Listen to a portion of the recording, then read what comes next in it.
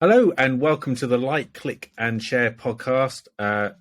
We are on season 2, but I've completely forgotten what episode number that we're on. I think it's episode 6. I did check before we came online and yeah, I've kind of lost it now. So number 6 sounds about right, but probably apologies if it's another one. We have, there's 3 of us on the podcast today and it's a special treat. Yeah, I'm really excited to introduce well, do you know what? I'm going to let our guests introduce themselves. Mystery guest, introduce yourself. Yes, hello. My name is Lloyd Ramsey. I've known at least Darren for a little while. We taught in Saudi Arabia together. I taught cybersecurity for a couple of years, and before that, I did nothing but medical. So I was basically like an LPN for 10 years. Then I switched over to cybersecurity teaching for a couple of years, and then I'm currently a Linux and system administrator, and podcaster and YouTuber, and still do teaching on Udemy and all that good stuff. And other than that, I don't really have any other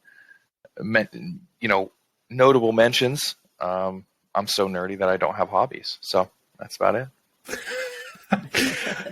So everybody meet Lloyd, and we've got Gemma as usual, Gemma Walton. How you doing, Gemma? I'm all right, Dee. How are you? Yeah, doing good. Thank you very much. Okay, so as you gathered with this podcast, we're talking about cybersecurity today, and the slant is cybersecurity for business. There's been a recent, well, I say recent, over the last 18 months, most of us will probably have noticed in the emails that there's massive like phishing campaigns going on, and the amount of attacks and the amount of hacks that are going on that is increasing. A lot of ransomware is going on. A lot of nobody's kind of protected as such. So, but there are things that we can be doing, practical steps that we can take in our own business and on our devices every single day to kind of like protect ourselves as much as we can. So we're going to talk about some practical advice, kind of how we got to where we are today. We're going to talk about TikTok and in particular about an interesting interview that happened yesterday in the US. So if you kind of want to hear a bit about that, then stay tuned. Some of the conversation might get a bit political in nature. So if you're sensitive to that, then maybe you might not want to listen to the rest of the podcast.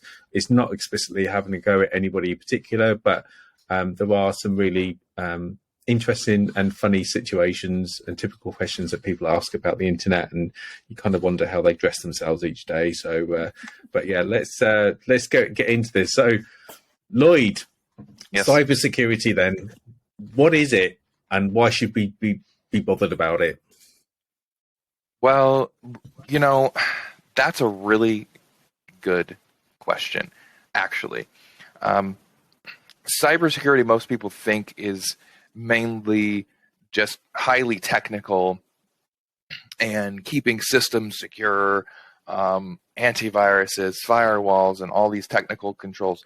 But actually, it has anything and everything to do with protecting any business asset at all. That also goes into physical. So if you're talking about cameras and fences, it's all the same, right? So literally, cybersecurity kind of envelops every single thing you could possibly imagine that would protect any business asset in general. It's just, for some reason, still called cybersecurity. Okay. Nothing much more that you can say about that. But so why does it matter? That's maybe it sounds like a stupid question, but a lot of people kind of hear about like cybersecurity or just security for the devices. So why people, why should they pay attention? Let me put it to you this way. I'm sure we'll get more into this as you ask questions more related to small business. But here's the shortest way to put this. The simplest way to put this is, you should care and everyone should care because everything and everyone is a target, right? The less protections you have in place, the more likely you are to be attacked. And it doesn't matter if you're an individual or a small business or a large business. The fact of it is, and I'll get deeper into it as we talk about it, you'll be surprised the majority of attacks that actually take place are either automated or done by people who don't know what they're doing, because people think that this is just for identity theft or stealing millions of dollars from businesses. And that's just not the case. The scary thing is that somebody can learn one or two things on YouTube or from some tutorials, and they're going to do things just because they can. And they're going to do things literally to laugh about it with their friends. And that's something that I just never hear talked about. And that's something that everybody listening needs to realize, is that don't go thinking you're not a target because you don't have anything to give. Somebody will crash your whole system just to laugh about it. Yeah. And I think it's interesting because you gave some really good examples there already. Kind of people have kind of heard about kind of like hacking, and that people think that, you know, they just browsing the internet and just looking at emails and that, then, you know, they're not really going to become a victim. But kind of cybercrime now it's expanded. You know, and I have to say, I've kind of been a victim myself over the last 2 or 3 years, not by sort of clicking on anything, but somebody calling me and then telling me things that I kind of recognize about my activity. And then you kind of fall victim to listening more about what they got to say. And then you start sort of, you know, from a very, very like early phone call, like with maybe lasting a couple of minutes, and you kind of trust what they're telling you. And then you might hand over certain details. I can't remember what exactly happened, but there was I think my situation or my example was that somebody was going to send me something through the post, and then I had to hold on to it, and then I had to go and forward it on to somebody. It was this whole convoluted thing. And then there was text before I knew it, there was text messages being sent to my device, and then I started getting emails. You know, that is still cybercrime, even though you just do it on the telephone. Somebody's got your data. So where did they get their data from? How did they get it? Who maybe did you give data like to? So if you're listening and thinking, well, it doesn't apply to me, then hopefully that kind of example there is, you know, like Lloyd was saying, anybody can be like a victim, and everybody like should listen. And the fact that the bigger you are, the bigger you are as a victim, you've got more to lose as well. So if you're running a business, it's really, really important that even if you think, well, I've got no computers, or I've just got my mobile, then you can still be a victim. You know, just it's as simple as that. Usually we'd have some stats on that ready, but to be honest, I think it's enough that you probably could just Google in terms of the cybercrime, how big it is, but it's fast. What's the situation in the US? Is it kind of rapidly evolving, the types of like things that are happening? Mainly everything's on the global stage, honestly. Right. It doesn't seem to really change from one place to the other, because what you have to realize is the things that everybody really hears about are coming from various different countries. Of course, Russia, North Korea, China, Brazil. These are, you know, they attack folks all over the world, and these are the attacks that everyone hears about. So really, it's not changing. The U.S. isn't really any different from anywhere else. The one thing I wanted to talk about is the phone thing that you mentioned. You know, cybercrime and cyber issues did not used to include that so much. But what you have to realize, you kind of asked a question, and I want everybody to realize this. Where do they get that information? And it's online. The fact of it is whether you even have social media or not. There's a tool called OSINT, OSINT, and it's just, you can go to the website, and it has everything you would need, just point and click, and you could find out almost anything public about someone. So, and that's actually, for over the phone, is especially becoming popular because it's really easy. And I'll kind of explain to you why in a specific example, just because I used to work in healthcare, okay? If I know your birthday and I know your name, I can get whatever I want from you. I can get all of your health information faxed to me, guarantee you. Because, you know, maybe it's just because I also have a telesales background, but usually anybody that is going to be doing this kind of attack, which is called vishing, by the way, is going to have a really good experience on the phone, right? So I'm going to call, and say, I'm going to call your doctor's office because you probably posted, oh, at the doctor's, and maybe the logo is somewhere in the background or your location was tagged and you had no idea. So great, I get to call that doctor's office and say, hey, I'm not going to call and ask for information from you. I'm going to call your doctor's office and I'm going to look at another doctor in the area. Okay, so now I have authority. And then I'm going to say, hey, this is Dr. So-and-so. I have this patient in here right now, Darren. Date of birth is this. I need this, this, and this faxed to me right away because he might have to go into emergency surgery. Let me know when you get this done. So immediately, whoever's on the other end of that phone is freaking out, right? They're talking to a doctor. They're all important. This person might be going into emergency surgery, and they gave you the information necessary. Name and date of birth is all people ask for on the phone. It's ridiculous. And they're going to immediately fax you that information. And that is just an example purely off the top of my head. People put a lot of thought into these campaigns.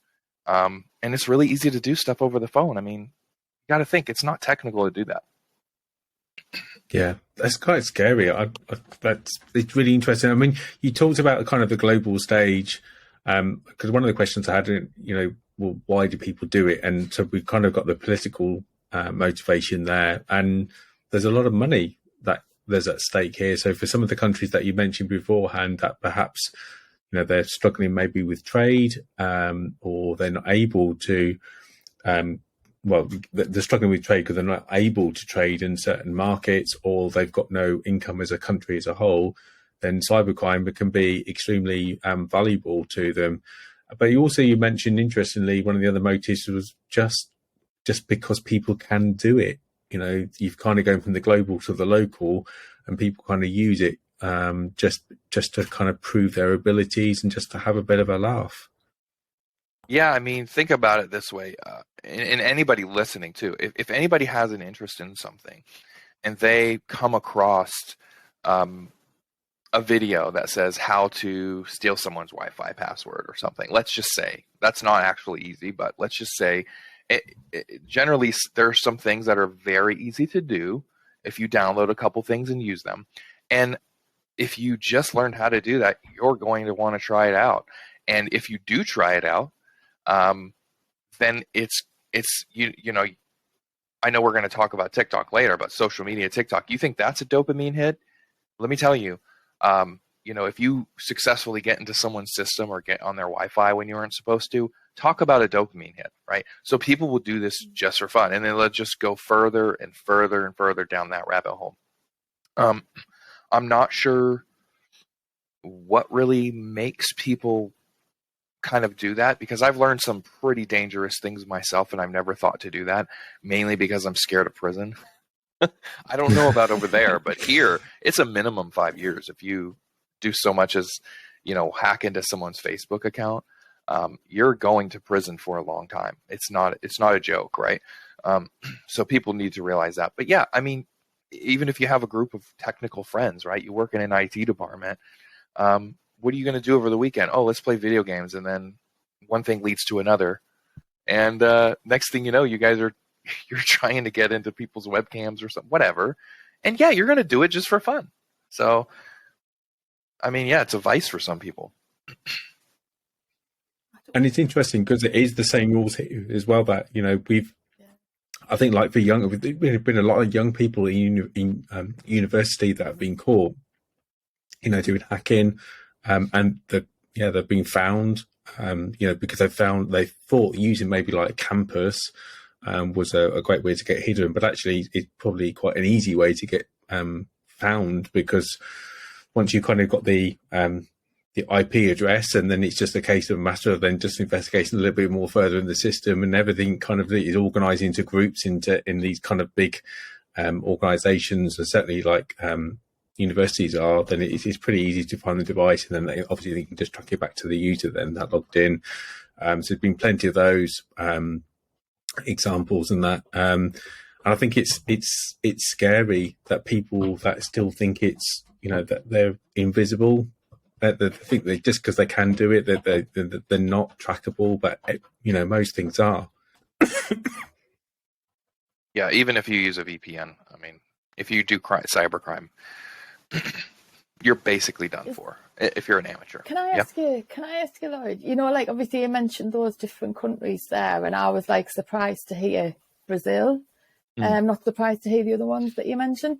Do the countries have, because there's different like forms of cyber attack, isn't there? We had one in Sunderland where I live with the hospital where they shut all the systems down. Yeah. It was like is it ransomware? Where they want you to pay money and they'll take whatever it is that they've put on off. Do the countries have different types of attacks that they specialise in, or do they just do anything and everything? I would say they do anything and everything. It's right. And the reason why I said Brazil is for some reason I banned a lot of IP addresses in Brazil when I was an analyst. Right. It was either China, North Korea, Russia, or Brazil.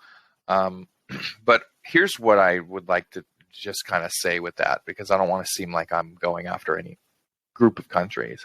Here's the thing: if you're not doing a global business, and you have any website or system in your country, whatever country that is, any kind of activity from any other country should be looked at as suspicious. That's just the bottom line. If you're not doing business with Germany, okay, and you're in the UK, and you see a bunch of traffic from Germany, you should flag it as suspicious, and your alarm bell should go off. Right. But yeah, there's no specialties. That's interesting. And where would you? Because we're going to start getting into kind of some of these examples. So it's a really good lead from Gemma. But in terms of like analytics, in terms of like traffic, is Google Analytics enough? Like a back office off a website, like Squarespace or Wix, is that a good starting point to have a look? For the non-technical person, that's individual. You're basically not going to get visibility into that. Right. Okay. Maybe with Google Analytics if you decide to check it, but there's nothing that you can do about it as just kind of a layman, especially if you have a website through some other hosting service like GoDaddy or Wix. There's nothing that you can do about it, but it's not your problem. Okay, that's not your system. That's not your website. Really, it's not yours. If you have customer data on it, that's an issue. But that's why I would really honestly advise if you have any kind of website where customers are submitting any private information, don't use any of those platforms for any length of time.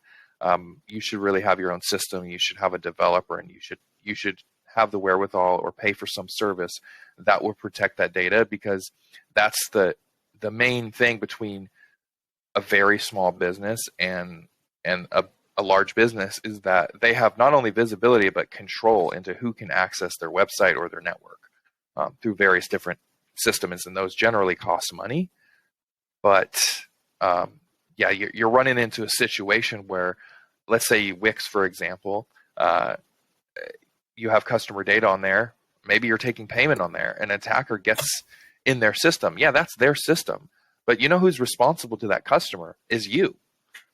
It doesn't even matter if it says in your agreement that, Wix is responsible. No, you're not. That's not actually the case. No cloud provider, Google Cloud, Amazon, they are responsible. They may be responsible for security or security controls, but at the end of the day, you are the one that has to answer to any government or regulatory body.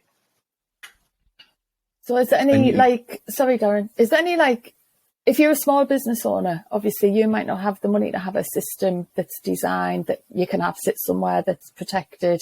You can only have a website in Squarespace or Wix or WordPress, wherever.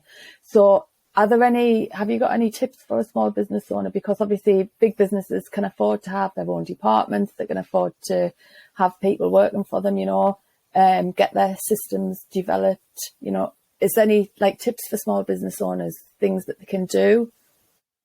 If you're one man person or 5 or less than 10, and you haven't necessarily got thousands of pounds to spare. Well, it depends on what your situation is. Most websites are fine if you're going to do that. If you need a really good looking website quickly, you're not storing a vast amounts of customer information, right? If you're doing that, then you don't have a website through Wix. I don't know what you would be doing where it would be that sensitive. But again, it kind of goes back to that's their system at the end of the day. What I can say is any of those systems, those are huge businesses. Okay. So the likelihood of some kind of severe attack to where your customer information gets taken is unlikely. It's basically as if you had those millions of pounds or dollars to put into security. They're doing that. So you can feel safe in that regard. It's just how comfortable are you with not having control over that security? And another thing, because we kind of led into the small businesses, it's really important that I say, I said earlier that it doesn't matter how small you are, you're going to be a target. A lot of people also think everything is technical. And you talked, Darren, at the beginning about phishing campaigns. I do have a stat on this. It's a stat that I give to all my students and everybody. 98% of all cyber attacks that occur are from social engineering, which is any form of email phishing attempts over the phone, right? That's our term for it, is social engineering, right? 98% originate from that, okay? So hackers don't sit there and just magically get into your system. That is not the case. 98% of the time, it's someone clicking something in an email. That's the vast majority of it. All the ransomware attacks you hear of. How do you think that gets in, right? 98% of the time, it's an email. Somebody clicks on a link, right? And so that's really important for you to know, okay? Another thing important for you to know about this, because I know you're thinking, well, if I'm a small business and I barely make a living off of it, what do I care, right? The fact of it is, the smaller you are, the more scared you should be of this, because one, the reason why this has seemed like it's gotten more common, right? Because it's almost always been this way. But here's what's changed. Ransomware, now anybody can go and buy ransomware. That's the change that's happening. That's why there seems like there's an increase in all of this. Because now if I decide to turn to the dark side, as they say, I can go, it's called ransomware as a service. I can go and I can buy ransomware from somebody and change a couple of settings, and I can send it out to hundreds or thousands of business emails, okay? All I need is one person to click on something. That's what's important. In security, you have to get everything right. On the attacking side, all you have to do, is be successful one time. So generally, you're sending out hundreds of thousands or tens of thousands of emails or text messages. You need one person. That's it. So what I'm saying is, if I have a bunch of small businesses, which I'm thinking to myself, right? See, the same way that you're thinking, I'm a small business, I don't need any protection, I'm not going to pay for XYZ. An attacker is thinking, hey, they're a small business, they're probably not paying for this or that. They probably don't have that in place. You have to realize that. So what I'm going to do is I'm going to get some ransomware and buy it, and I'm going to send it to you. And I know maybe you don't make that much money, but I want to get paid. If you make $100K a year, I'm not going to send you a ransomware for $100K or a $10 million. No. I'm going to send for maybe 500, maybe 1,000, 10,000, right? Because I know that you can pay that. I'm looking to get paid at the end of the day. And I don't have to pay for that ransomware unless I get paid. That's another thing you have to realize. That ransomware provider gets 20% or more or less of the ransom that you get. So think about that for a second. And that's the only way to get in, because now you have people, and by the way, you don't have to be technical to do this. You're buying something and sending an email. The only thing you have to be good at is crafting an email. And you can put as much time into that as you want. One thing that's really universal that I saw one time that was really clever, this was before people were working from home, but imagine you're not working from home and you're in an office full of people and you open up an email and it says in big letters, and here's a little warning here, depending on who's listening to this. It says, thank you for subscribing to Pornhub, right? And it has all of this thing. And you know what's at the bottom of the email? An unsubscribe link, okay? So that was a really clever way that I saw. You have to think, these emails are meant to get you to react. And those are non-targeted. If I'm desperate for money, I'm going to look into you a little bit, find out where your kids go to school, and I'm going to send you an email from your school saying your kid, this is a consent form, your child needs to go to the hospital, but we can't put him in the ambulance until you fill out this form. You got to think, there's an endless amount of possibilities. I'm going to try to get you to stop thinking and start reacting with your emotions. And as soon as I get you to switch to your emotional side of the brain, you're done for. And so is your business. That's really did that make sense, or did I just rant? Yeah. Okay. No, I think that was absolutely fascinating. I mean, you talked about phishing. We've talked about ransomware. What other examples are there of cyber? Well, the main types of cybersecurity. Right now, that's the big thing. Okay. Right. There is a change with what we used to call ransomware. Before, it used to be all your data is encrypted, right? And we will unencrypt it for a price. Here's what's happening now. Okay. Now it's, I'm going to take all of your data. I'm going to take control of all of your data using this kind of software. But instead of encrypting it, I'm going to actually take that data from you, right? So now it's still ransomware, but the ransomware is changing because encryption you can get around that in various different ways. Because here's the big difference. Before, the threat was, if you don't give me money, right, I am going to keep your files encrypted. And so you can't access the data, right? All of your customer data, your systems are inoperable. But guess what? Ransomware has been going on long enough to where all you have to do for ransomware is have everything backed up as much as possible, to where if somebody takes your data and encrypts it, okay, I don't care. Right? I'm just going to back up the system. I'm going to remove all of that data anyway, and I'm going to change all our passwords. I'm going to do a complete install of Windows and everything. So that ransomware is wiped off, and then you have all of that data backed up. Well, guess what? They started to figure that out. Before, they didn't ever have that data. They just applied encryption to it. Now they're starting to take the data, because now people have things backed up. And they can't just say, I don't care anymore. Because it's like, wait a second. What do you mean you don't care anymore? I have your data. You have a backup so you can keep operating, but I can sell all of this data, or I can release it to the public. Your reputation's going to go down the tank. All of your customers are going to leave you. And in a lot of cases, especially depending on what regulation you have to abide by, the regulatory body, the government, will shut you down, right? So I can make your business go away. And either way, they're going to make money. They're either going to sell the data that they get, or you're going to pay them, or you're going to pay them and they're going to sell the data anyway and give it back to you. They're going to make a copy, sell the data, and give it back to you. That's the latest thing. But other than that, it's the just for lulz kind of thing that I talked about earlier. Yeah. This is just, it's unpredictable, and that's what's dangerous. The less they know and the less advanced they are, they go after the low-hanging fruit. Generally, this is automated, and they'll just either delete everything or they'll put malware on. There's no telling what they'll do. So it's really hard to say. But that's why absolutely no security controls in place are the most dangerous, because the people that don't know anything about hacking, those are the dangerous ones, because they don't have a goal in mind. They're just going to destroy whatever, do whatever, and brag to their friends about it. But here's what I'm trying to say. This is what they would call the low-hanging fruit, right? So they'll get in and they'll either destroy everything or whatever. What you might say is, well, I can only put one or two controls in place that are free, right?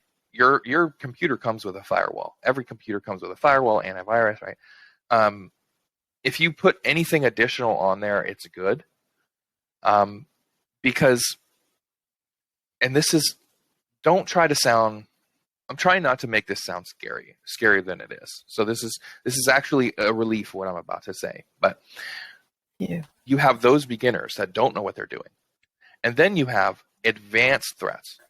Okay, the government, actors that we talked about earlier, they are going to get in no matter what. Okay, it doesn't matter what you do, and this is an accepted thing in the industry. If the government of X country wants to get into your system, it does not matter what you do. They will get in. They have the capability. You got to think they're funded. They have a team of the smartest people in the country that are around the clock, literally around the clock, figuring out vulnerabilities. And that's the technical. Remember how I said hackers don't just magically hack in? These people magically hack in, okay? Here's the good thing. These people are not after small businesses.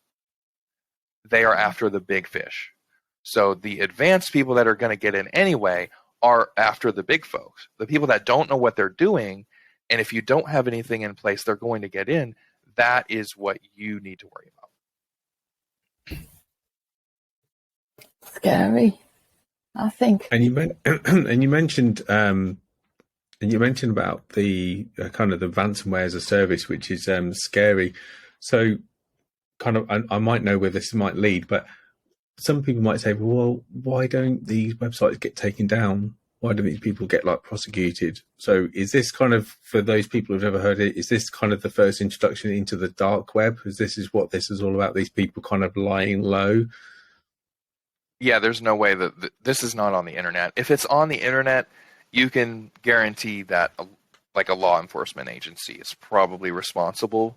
And even on the dark web, there are plenty of maybe websites on there that might claim to buy ransomware, sell ransomware, and then you buy it, and then it turns out that's the FBI or that's, some kind of government agency that's going to, arrest you. People think that they're invisible on the dark web, and that's a whole other topic. You're not. So yeah, all of that stuff is going to be found somewhere on the dark web. That's the only way you're going to dependably be able to get a hold of that. Maybe people that know more than I do are like, that you're stupid, you can get that on this website. I would never trust, if I was a criminal, I would never trust anything on the normal kind of internet where I'm buying something illegal. I would never, ever trust that. I would assume that's a sting operation. That's really interesting to know. And do you think, jumping a bit here, we are going to be coming back to the cyber stuff, but jumping ahead to Web 3.0, do you think that things will get better, or do you think they might get worse because there's more new technologies, so therefore there's kind of more loopholes? Well, there's two sides of that. I don't have a definite opinion. I have both sides of the argument. I think it's going to be easier as far as you're with Web3, you're not going to have a centralized database that has everything, right? So they're talking about even storing your username, password, all of that. That's not going to be in one place. That's going to be spread out and in a blockchain of some kind. I'm not going to pretend to understand completely blockchain, but here's what I will say. Attacks will shift to attacking the blockchain. Okay. They're going to be more technical. I think if anything, you're going to find less automated kind of people paying for scripts to run, and it's not going to do any good. But here's what I will say. One thing that will never change is, okay, if let's say blockchain is amazing, there's no way you can hack it. Let's just say there's a scenario where your username and password is scattered throughout the blockchain and it's a different encryption every single node. Let's just say that, right? That still doesn't stop me from phishing you. Okay? I'm still going to send you an email, and you're going to be directed to a login page that looks exactly like the one you're supposed to log into, and those login credentials are going to be sent straight to me. And then I'm going to change your username and password once I'm logged in, and then the entire blockchain now has the new username and then you don't have a central place to go in and change your stuff back. So that will never ever change. There will always be phishing. It's interesting, isn't it? Because in a way, it's this is the it's old-fashioned cyber security. We're talking about people sending emails, and then click here, but they might not look like that. Some of them look quite sophisticated. They do look like the real emails, but particularly if you're coming from maybe a tax office or deliveries. Even on your phone now, you get sort of the text messages. You've got a delivery here. Click to read reschedule it, or you need to pay £1 or $1 or something to like redeliver something. All these types of things, it's all examples of kind of like cybersecurity exploits, and there's just so many of them, and there's more that's happening every single day.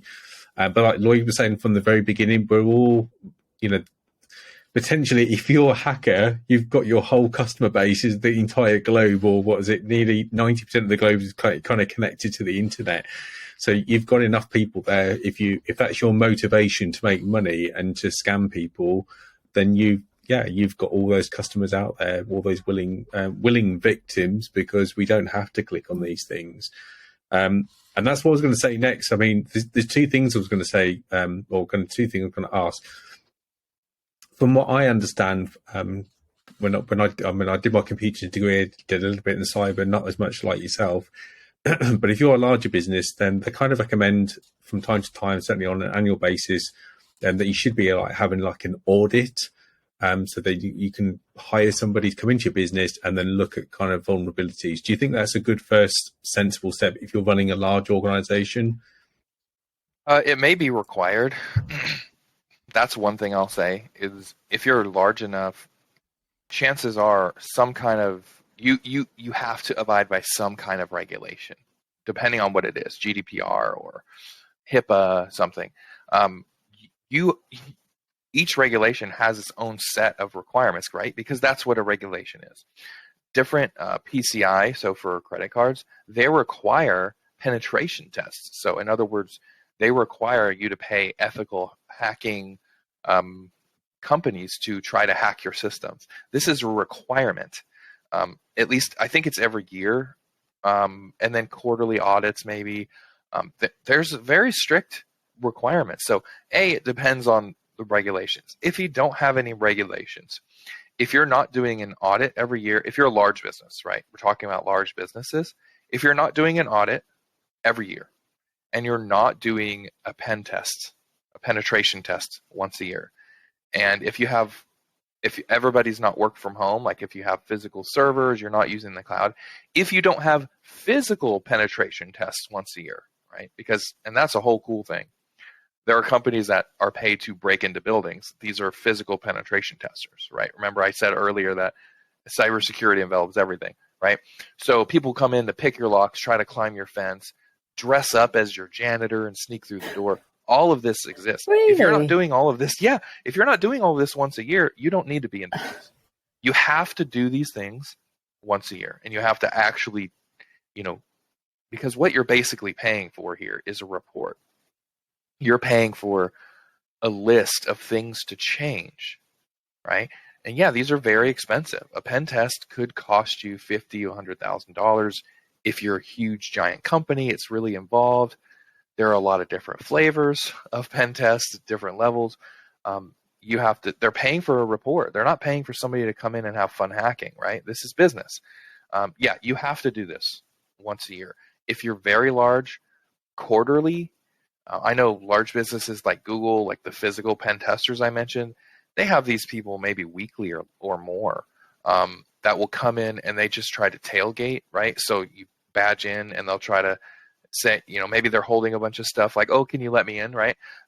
Google pays people to do that around the year, right? And so, if you're a large business, you should be able to afford it. If you don't, you might save yourself a couple $100,000 a year or more, but all you need is one incident, right? It could cost you millions. Mm-hmm. Yeah. And there are there? I mean, we won't name the hotel chain, but I know you told me of an example last year when we were chatting. The one major hotel chain in the last couple of years that didn't update, and this, by the way, you can probably Google this anyway if you really want to find out. But they didn't update their systems, and they were kind of using like old systems, or just didn't listen to the warnings. This is kind of, and we're going to get into this. There's a segue here. We're going to move on to something else shortly. But the people that are making the decisions in the business they prioritize their profits or other things going on in terms of the business because they didn't see cybersecurity as a threat. And the fact is, for that particular business, then everything went down. The whole kind of the ability to run their business every single day without going too much into detail was they were strangulated, so they weren't able to carry on going. And we've got an example at the moment here in the UK with the Royal Mail. So we've not been able to, up until maybe 6 weeks ago, we had about 6-7 weeks of kind of parcel that weren't able to be shipped to overseas. So therefore, we didn't have the ability as a country to send kind of like parcels via our main kind of parcel service overseas. If you kind of using the other private services, then they were unaffected. But that all came down to just a cybersecurity sort of vulnerability. And I know that investigation is still ongoing, so we don't know really what happened. But it's going to be something like old software, or it's going to be somebody clicked on an email, somebody kind of maybe rang up or did something and gave a bit more information than what they should have done. These are all really simple things that kind of you can, you can just do some in-house training with your team, literally no more, no less, maybe a couple of times a year, just to reinforce the fact that don't say this, don't say that, don't click on anything that you don't know, you don't recognize anything. People are asking for information that seems a little bit strange, then don't give them it. It's better to be polite and to say, I'll get back to you, give me your number or give me your email address. And then, if they're really genuine, then maybe they might leave it, maybe they might not. It's interesting. I like the example. Again, I know it wasn't an analogy, but you were actually saying at the time about people coming in like dressing up, to kind of check on the businesses. But that's the same thing, isn't it, for small businesses? Even when you can't see them, you wouldn't give your front door key to somebody that you didn't know. So why would you give them like your, the last 3 numbers on the back of the card? Or why would you give them your card information with your bank sort code? All this type of stuff. Ask yourself who you're talking to and what's their motivation. And, if you're busy, then maybe just deal with it another time. Would you add anything to that, Lloyd? I think you pretty much covered it all. I guess the one thing I would add, the one thing that kind of struck me, you were talking about, was old systems, right? The biggest, the worst at this is grocery stores, right? At least here in the U.S., a lot of local grocery stores, like local chains, they're still like using these old terminal systems, right? And you know what? It's not because they won't. For certain businesses like grocery stores, it's because they cannot afford to upgrade. Upgrading systems it's probably one of the most complicated things, right? I do upgrades for certain systems at my job, and just a simple thing like a Mattermost server upgrade has me tensed up to the point where after it's over with, like I feel the tension release and I have a headache, right? Because something can go wrong. Well, grocery stores make 1% to 2% profit margin. They don't have the money to upgrade their entire systems, right? And an attacker also, because it's not a sophisticated thing, it's not on connected to the internet, it's maybe it doesn't have any networking involved in it really at all, right? If you wanted to take down a grocery store, you would just go get groceries one day, and you would just kind of pay close attention every time you do it. There's an NCR on the screen and blah blah blah, or maybe there's a job opening for a cashier, right? And this happens too, and this is actually really cool. There's a job opening for a cashier, right? So what am I going to do? I'm going to go and get me a job interview, okay? And I'm going to say, yeah, they're going to ask, what are your goals in 5 years? Oh, well, I'm really into computers. Speaking of which, what systems are you guys using for your cashier? Those kind of systems are so fascinating to me. And they'll just spill the beans, or you start working there. You will literally have attacks where people will work at companies just to gather information. I mean, don't underestimate any of that. I don't know. It's a pretty wild world out there. It is. I'm like, it's such disbelief. You're thinking, what? Yeah. But it makes sense though when it's explained like that, doesn't it? It's like, well, of course they would. You know, and I think people, when they get asked questions during interviews, they do just tell you things, don't they? So good thing. It's all built on trust. And it's interesting because you'll obviously like Hollywood movies and, you know, these TV stuff on Netflix and thinking, it's kind of like it's fictional. And it's like, well, that may well be, but it's usually based on something that's happened in the past. Yeah. And unfortunately, I've been in unfortunate situations, certainly in the retail sector, actually, where unbeknowingly worked with people who I thought they were somebody, but actually there was somebody else. And you just don't know until later on. And certain things start to go a little bit wrong. That's for another podcast as well. I can't go into that one too much. Like, I need to prepare what I have to say for that one. But and choose your words carefully. It can really like turn everybody's world upside down, like really, really quickly. You know, you think you might be in one place and you might be like somewhere else. And, you know, I mean, identity theft, which I know we kind of like mentioned at the beginning, is a massive thing. If there's a particular target that you really, if you've got a grudge against somebody, this is where I have to be really careful sometimes, you know, like with people that if you don't get on with them, it's like sometimes it's easy just to just find a quick exit out and don't make too much of an issue with it. Honestly, I have to say something with identity theft just really quick, because a lot of people, go on. I hear this a lot. Oh, they can steal my identity. I don't have good credit. I don't have money in my bank account, right? Okay, so think about that. Even if you're somebody listening in the UK, I know they have something called court enforcement or something. If you don't pay your debts, right, they'll come. Let's say you're one of those folks. They just showed up at your door. You don't have any money, okay? Here's the reason why I might want to steal your identity. I'm going to take your identity and I'm going to go and I'm going to get a driver's license, an ID card, right? And I am going to go rob a bank, or I am going to commit a cybercrime, or I'm going to, I'm going to commit some kind of crime, right? And I'm going to get arrested with your ID card, and then I'll get released on bail.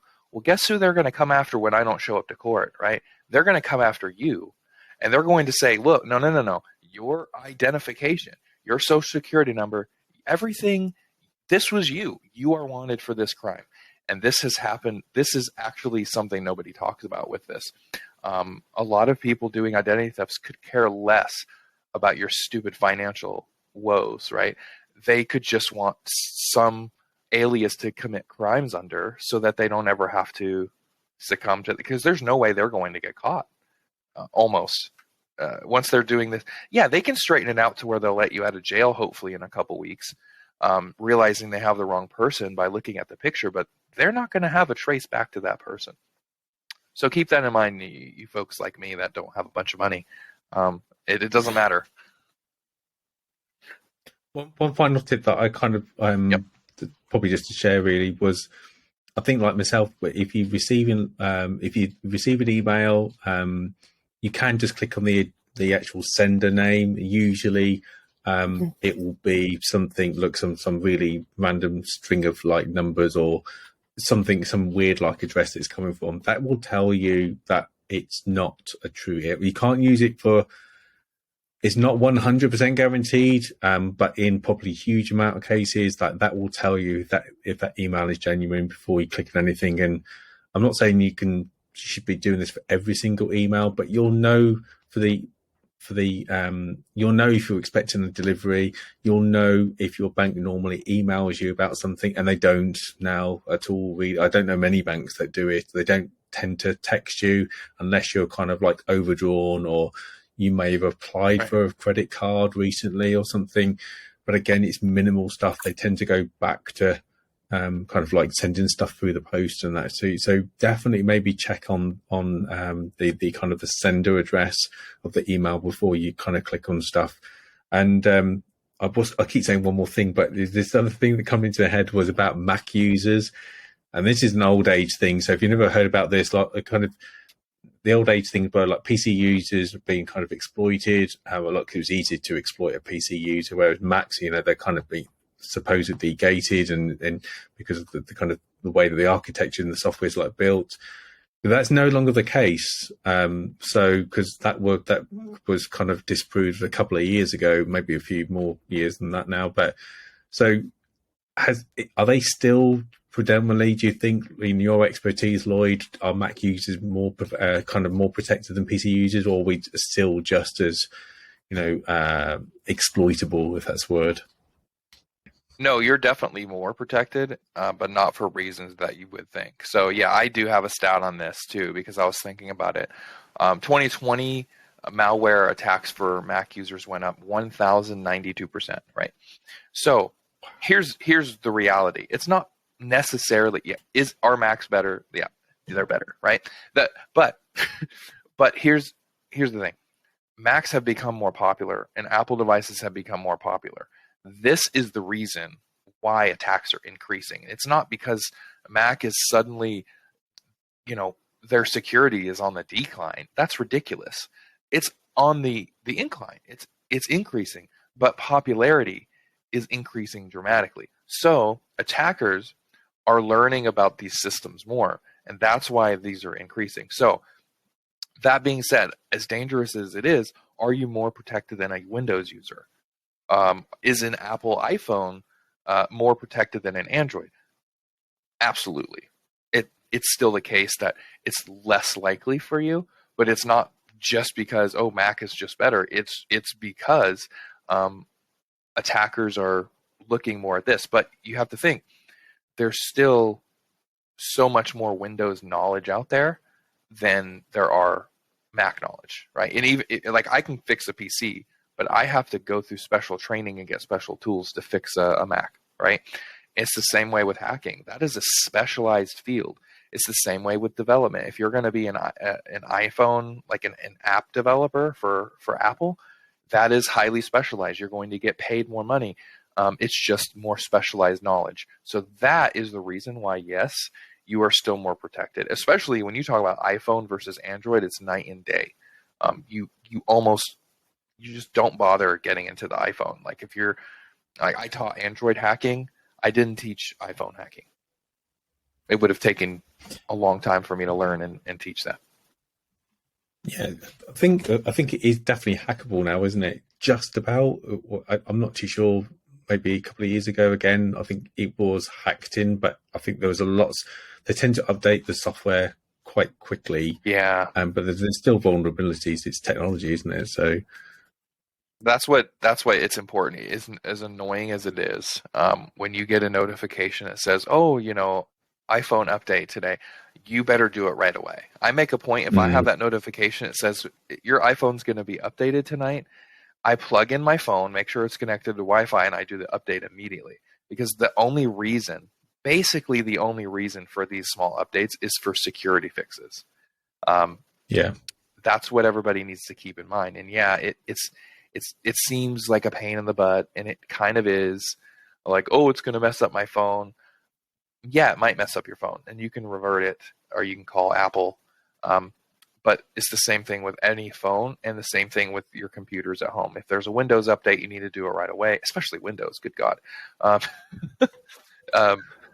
Yeah, updates are the most important thing.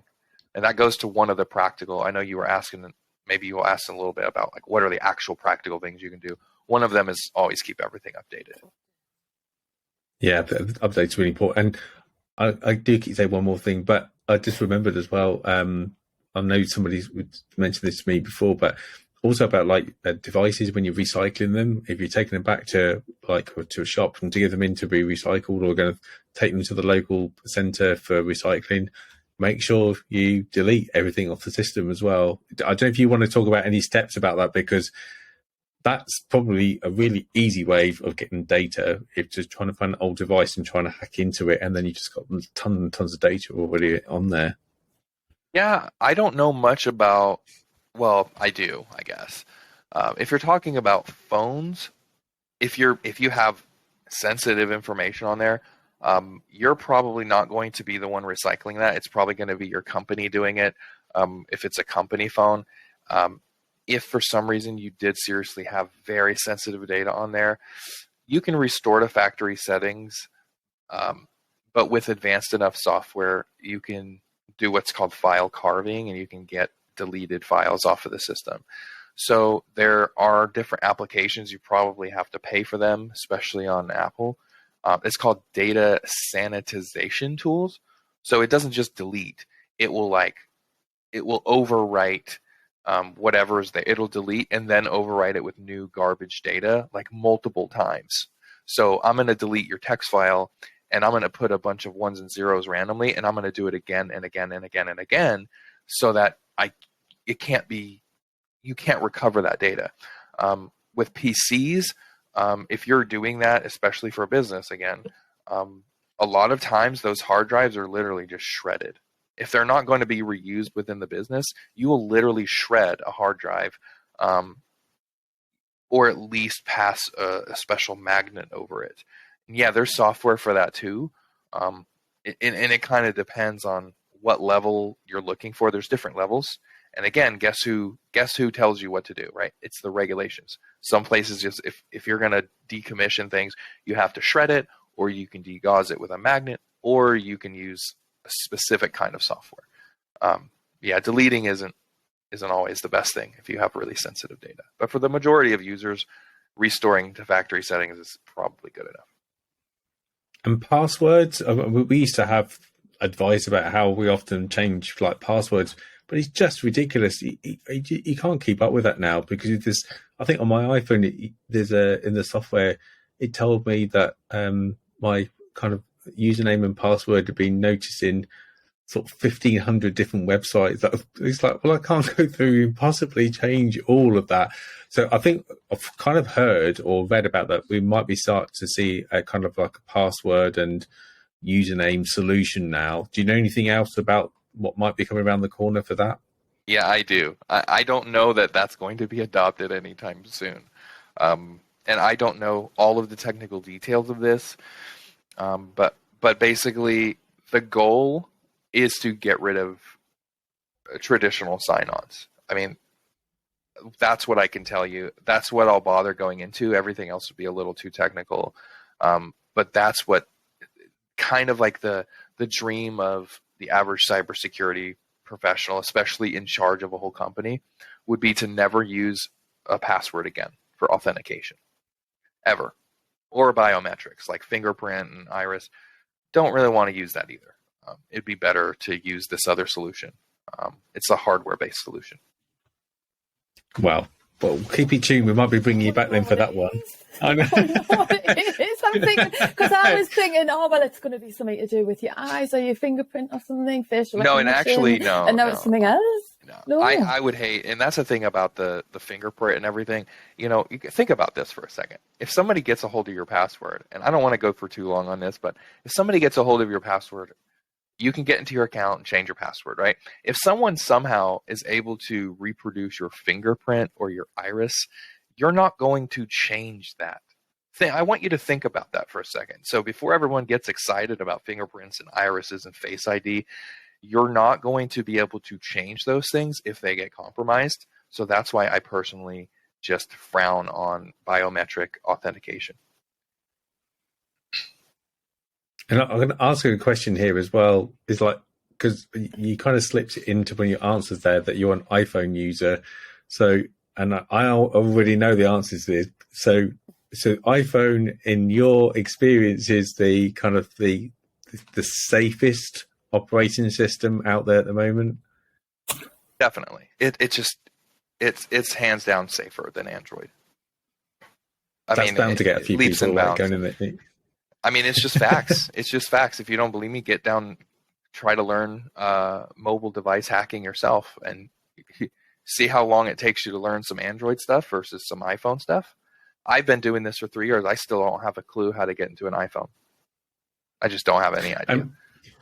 And you mentioned this beforehand, and I didn't pick up on it, that, you know, so far this whole conversation has been kind of really about kind of unethical hacking, but you mentioned ethical hacking and like beforehand. So penetration testers would be a good example of kind of like ethical hacking. Are there any other examples? Because some people might think, oh, I know somebody who does hacking, but they don't do any of this type of stuff. Or maybe I should be a little bit worried about people who are doing this in, you know, sort of keeping company with them. But are there any other examples of like ethical hackers that people, if they're interested, what could they be doing? There's something very interesting. Don't get lured into the promises of making a bunch of money doing this, unless you're in the top 1%. But bug bounty. So one website in particular is called hackerone.com. And basically, companies, instead of paying for these tests, what they'll do is they'll say, "Hey, here's a list of things that you're allowed to try to hack, and here's a list of things that are off limits." Okay, and what you can do is you can go on this website and just cruise for these businesses, and you can do whatever's inside of the bounds of these requirements. That's the ethical part, right? You can do whatever you want, okay, and try to hack into it. If you do, you write them a little report, and then you turn it in, and then they will pay you money. Okay, so they pay you for each vulnerability or bug found, especially what you're going to have to tell them how to fix it generally. But even if not, a lot of times if you tell them about this and it's critical, they will pay you an amount of money. So it's kind of a win-win. You get paid potentially if you find something. If you don't, you have something that you're allowed to be trying to get into. And the businesses don't have to pay until they have a finding. And that's just beautiful. That's probably the number one. There are other ways, but I don't recommend. There are people that do that, but without using platforms. So what they're doing is actually illegal, but they will do it illegally. It's called a gray hat. So I'm going to try to hack into X website or their system, and I'm not doing it for malicious activity. I'm not interested in their data. I'm interested in finding a vulnerability so that I can tell that company they have that vulnerability so they can fix it, and I'm not going to tell anyone else about it. But that's illegal. It's called a gray hat because it's a gray area. You could get praised, paid, or you can get prosecuted for that. Thank you for mentioning that. I think that's a really important thing to know about all of this, kind of like what we're talking about today, that you may well go out thinking that you're doing a good deed, but actually you could end up on the wrong side of the law. And we definitely wouldn't want that to be happening. And interesting, going back to the bug bounty, and that I think it was Microsoft or Apple, they definitely run these cycles like per year, and it can be quite lucrative if you kind of find some of the things that they can't find. You can be making like truly sort of six figures and more. I think Apple are kind of rumored to be expanding it. And again, I think some of this is maybe based on trust as well. If you're kind of like known to be a good person and you work hard at that, then there might be some other kind of rewards there as well. Let's move on to TikTok, because we've interestingly we've kind of circled around the whole thing about kind of like ethical data and data hacking and kind of like holding lots of data. We've talked about GDPR. Gemma, do you want to introduce the backdrop to this? Because you mentioned that we might want to talk about this, and I think this is a really good sort of conversation opener. So over to you. I feel like I'm a bit like the woman was too stunned to speak. You know, when you see it on TikTok after listening to all of that, but it's really interesting, isn't it? I kind of like some of the stuff's just like mind blown. No, I know yesterday in America it wasn't like a trial, was it? But the guy from TikTok was getting interviewed by a lot of different congressmen? Is that right? And asked different questions to do with like the security and what kind of data they hold on people, what it would be used for and stuff. And I guess I was just wanting to know more about other like the questions that are being asked. Are the concerns like real? You know, and is it the same for TikTok as for other channels? Do people need to be wary of it? Because a lot of small businesses rely on like TikTok and Instagram. So it was just to really find out what you knew about that, Lloyd. I know you said you'd watched a lot of it. Yeah, there's two kind of dangers to this. So I'll stick with the security side because obviously there's a concern about the effect that the app has psychologically on especially adolescents, which is totally true. I'm just going to put it out there. But the other concern is privacy. Okay. there's two things that I hate. Okay. And TikTok does both of them, and so do all other social media.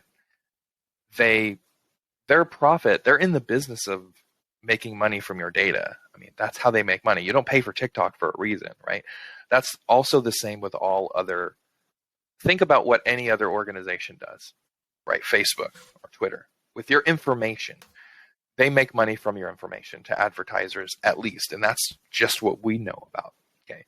The other thing that they do is, depending on who's in charge, content is moderated based on the ideas of those that are in charge. And now I know that even us folks in this particular podcast room do not agree with me on censorship.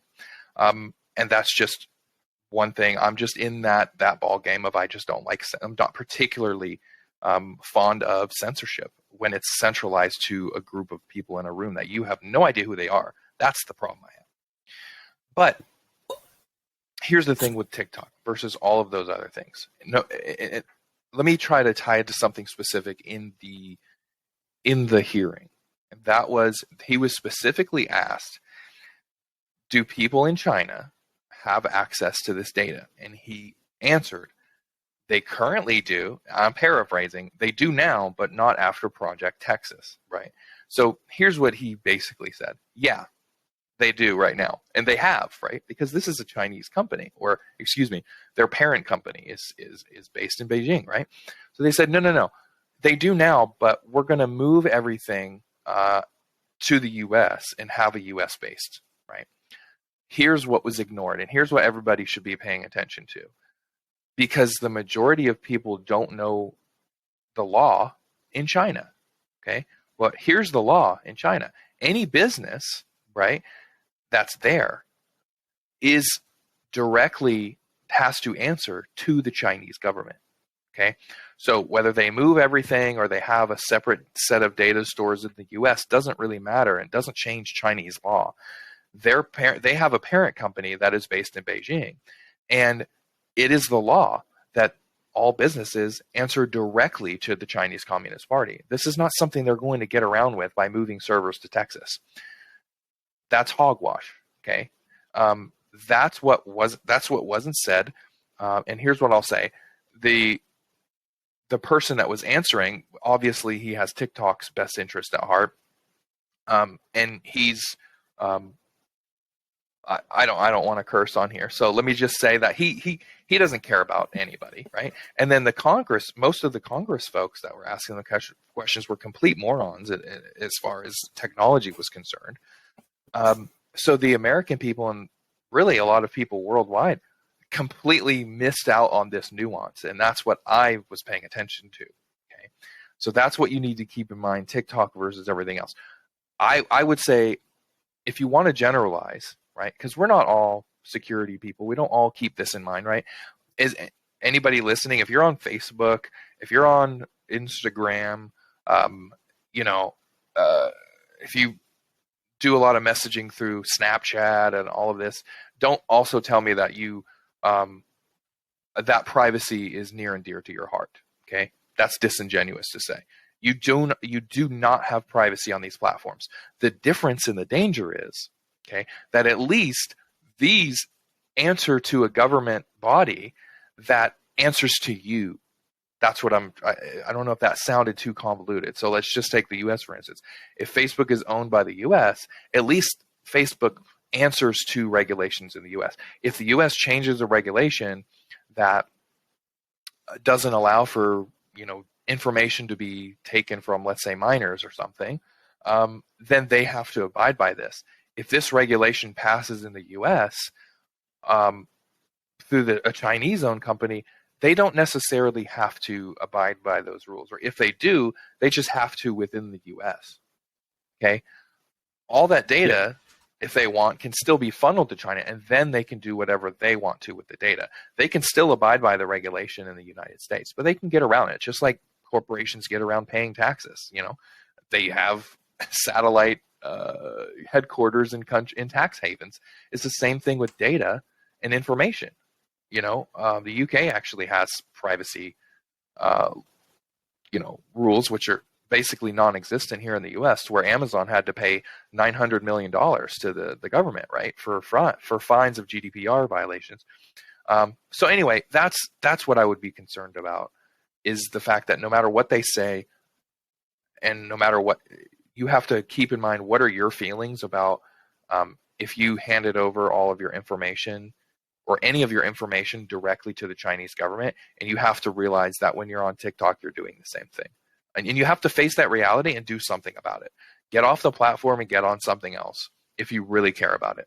And not to mention that you're also funding in some way any effort that you may or may not agree with by that government body and the people that are affiliated with that government, because they're making money off your data, right?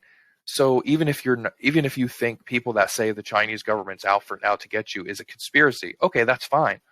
But do you agree with everything that government is doing? If the answer is no, then you should have a problem with them making money from you. You are indirectly funding certain government activities.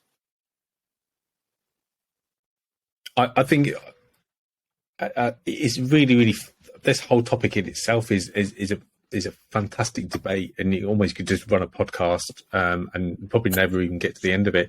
But I agree with everything you kind of said, actually, because people still don't understand that social media is that you are putting things out there in the public domain, regardless of whether you have kind of privacy settings, turning this off, turning that off. At the end of the day, it's still being held on their servers, and it will be able to be accessible by somebody. Oh, there we go. No, and and it's still surprising. You know, we've seen like recently, just with WhatsApp messages being exploited and used in court cases and in prosecutions, into kind of like public stuff. It's crazy, and yet people still don't think you know that this information can be found, but it can. It beggars belief, and some of these people are fairly what you think are fairly smart people.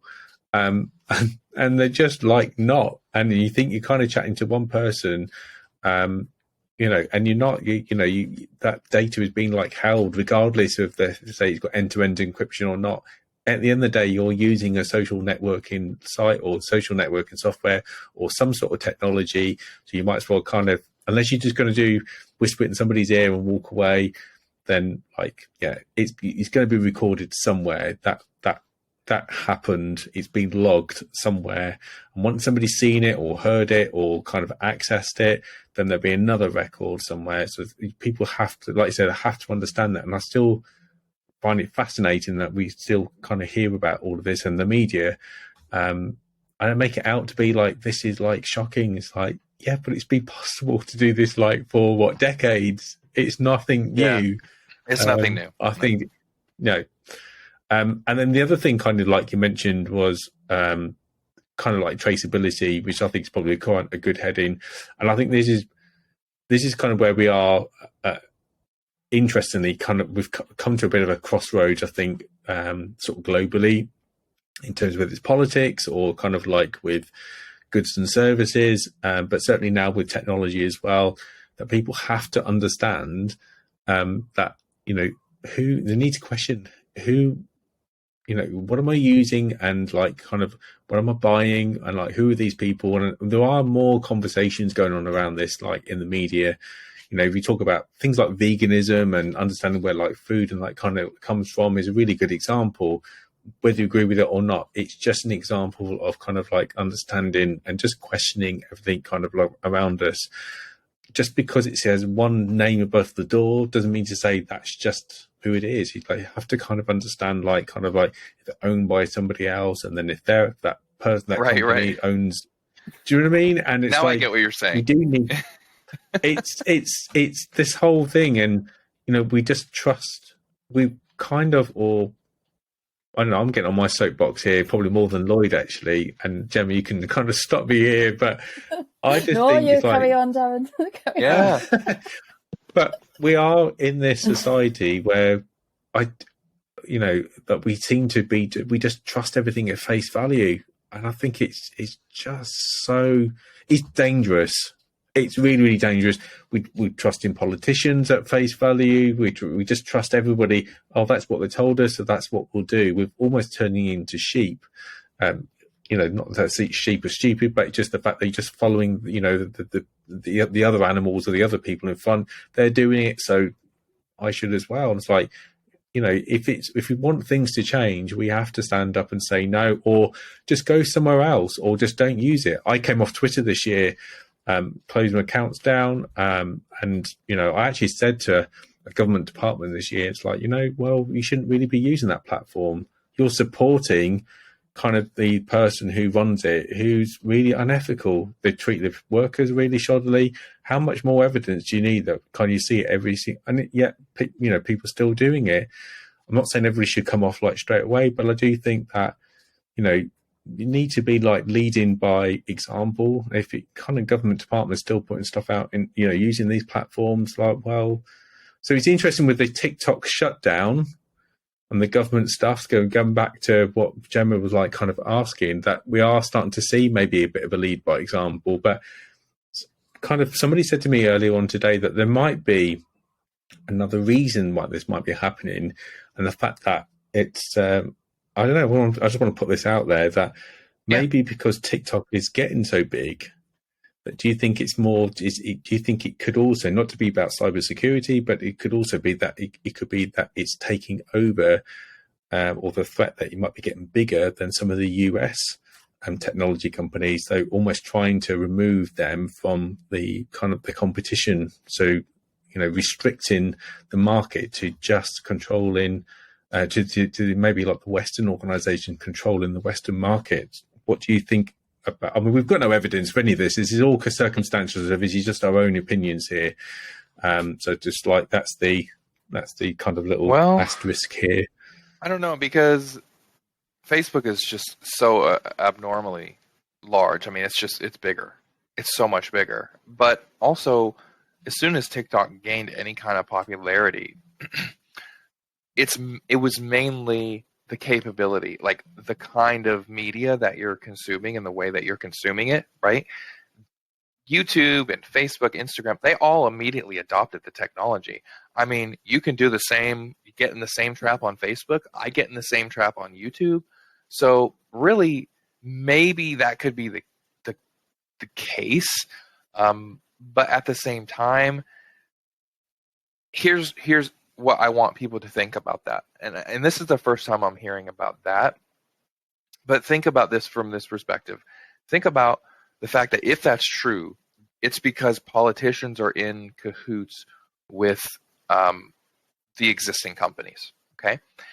And think about yourself as a corrupt politician. Let's say TikTok is getting really big, okay?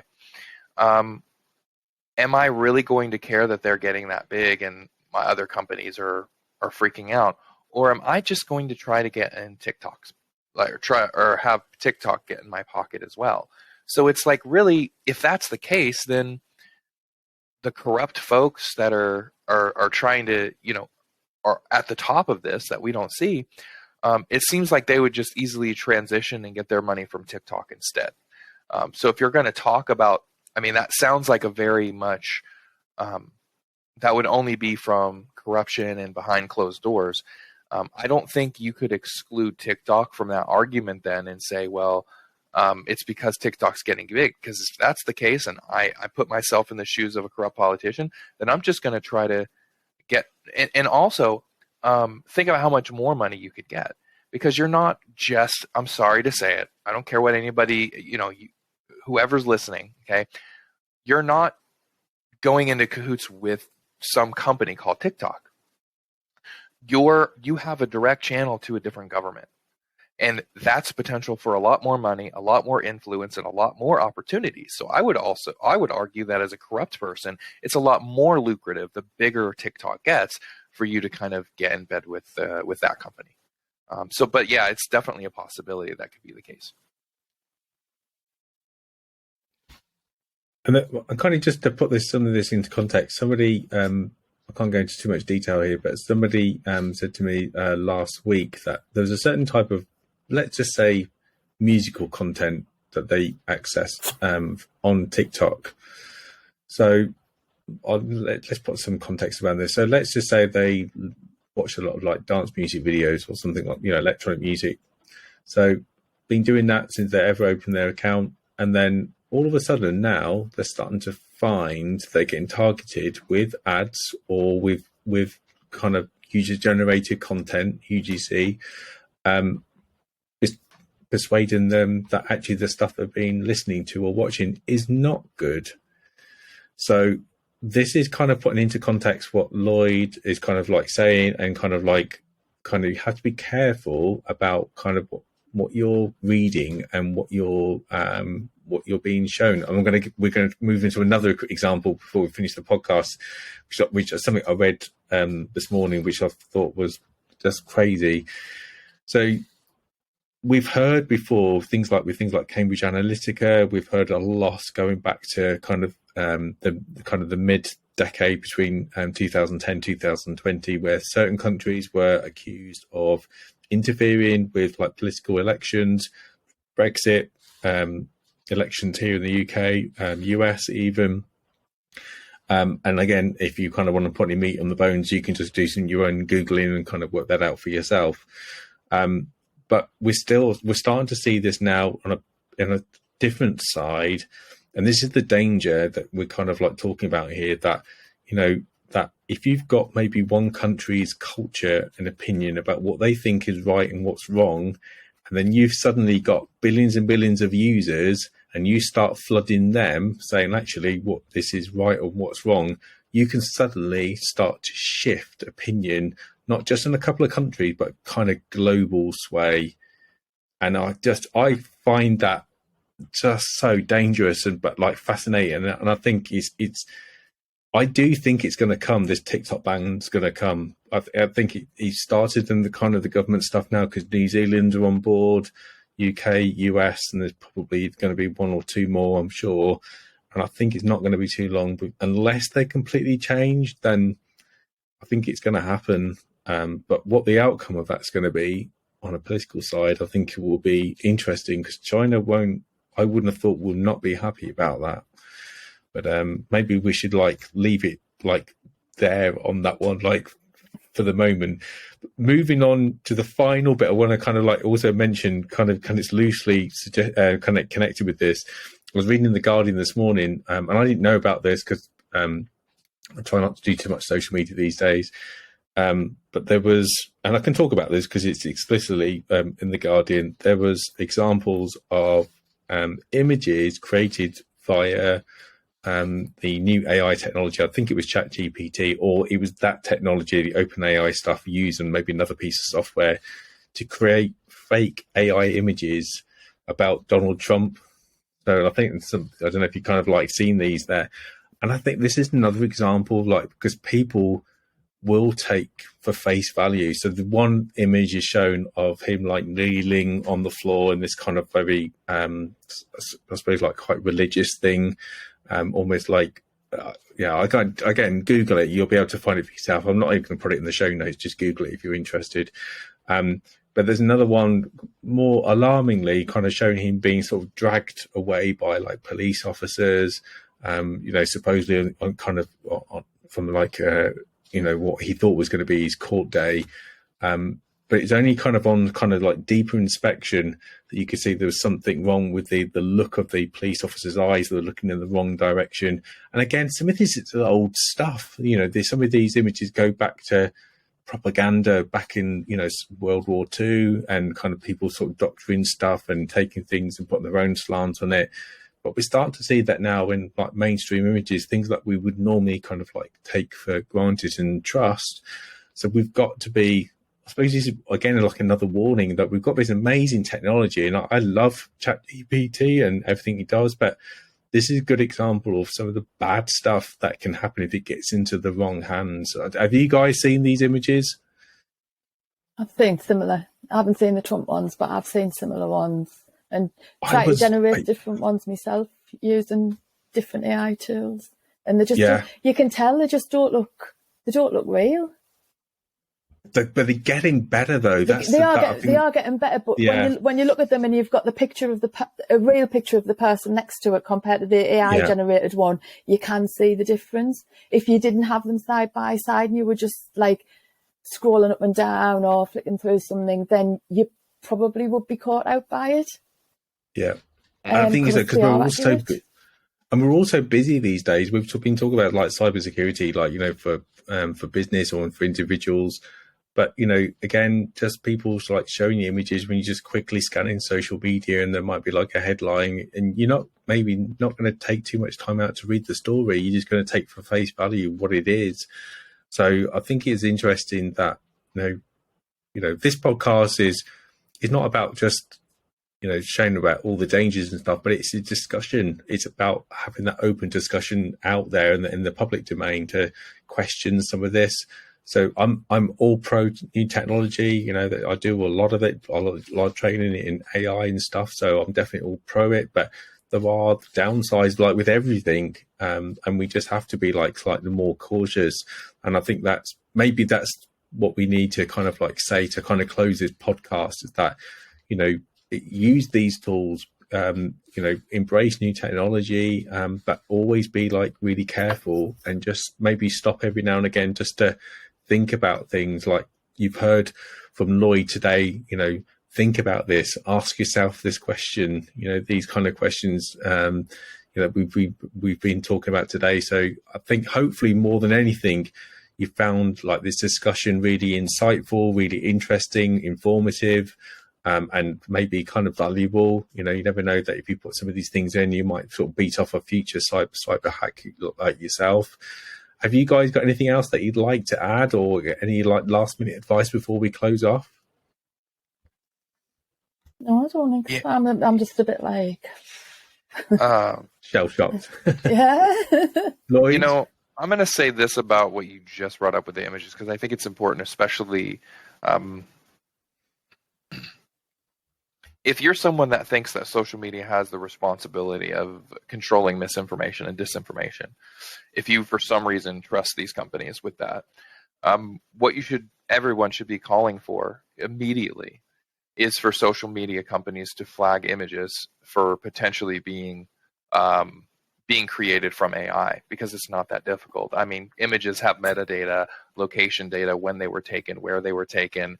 And I think if you have algorithms that are as robust enough to affect society, you also have algorithms that can detect, hey, this image is likely made from AI or is not human made, and should put a flag at the top of images like that, because otherwise things are going to spiral out of control. So what I would say is keep an eye on that, ask for that, rally for that. If you're an entrepreneur, create something like that. It's actually a good idea. I might try to work on that. But anyway, just think about that for a second. It should be easy to detect through various sources. I think that's a really elegant, simple solution, and I think just to flag it up and make it like clear for people, and it doesn't need to be anything like too massive. Like you say, all the images contain this metadata. There's nothing there, then, you know, or they put it into the image that, you know, that this is, you know, created with AI or something. Right. I think that's a really good first step. You could be able to something there, Lloyd. Free business idea. There we go. I know. I think, gosh, that's a really, really great one. Thank you so much for your time, Lloyd. I really appreciate it, because you're 7 or 8 hours like behind us. So this is like really first thing in the morning on a Saturday morning we're recording this. So, and thank you so much for your time. You've been listening to the Like, Click and Share podcast with our guest, Lloyd Ramsey, Gemma Walton, and myself, Darren Winter. If you want to listen to more about Lloyd, do tune into his podcast, Info Insecurity. I'm going to find the link and pop it into the show notes. But Lloyd, he's available for hire. So if you want to bring him into your own business, then go do your own plugin. I should do this. I'll do this for you. But Lloyd is a cybersecurity trainer. He's a professional and working now background in Linux as administration. But I think that if you're running a large business or running a good business, and if you don't take that away from this, that you need to maybe go and review stuff, then I think that's the minimum thing that we should all be doing. Just have another quick check up on everything that we're doing to make sure we're all good. But hopefully you really enjoyed this podcast. Thank you for listening. Give us a like. We're going to be inviting Lloyd back at a future point. So if there's any other questions that you'd love to ask him that you probably didn't hear about this time, that our details are in the show notes. Please just email us, or obviously if you go to Lloyd's podcast, listen to it, subscribe and contact him directly. But thank you so much, everybody, and have a great day.